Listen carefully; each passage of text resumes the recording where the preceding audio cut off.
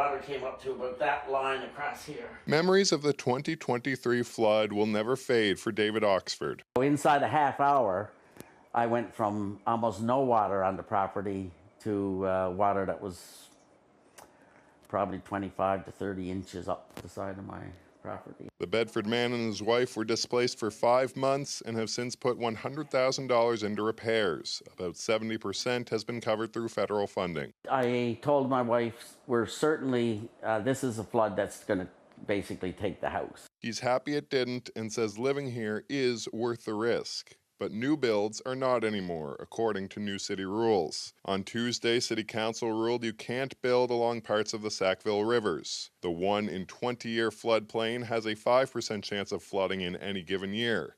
In that area, no new homes. They should do what they can to minimize it from happening again, especially with new construction or new development. People already living here wouldn't have to move. Development would be allowed under certain conditions in another model that looks at 1 in 100-year flooding. But the new rules received some mixed reactions. I have real concerns with this bylaw and its impacts on myself, my family, my neighbors, and not just in a NIMBY knee-jerk reaction. City staff recommended floodplain mapping be updated every decade. Oxford says about 10 homes nearby have been sold since the flood for well over assessed value, but his won't be on the market anytime soon. I have no intention of leaving.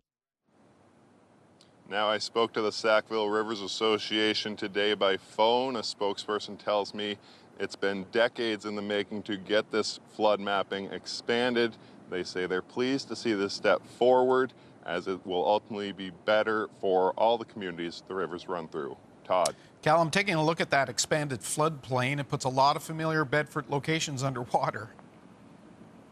Yeah, that's right. As many folks will recognize behind me, the former Sunnyside Diner has been closed since the 2023 flood.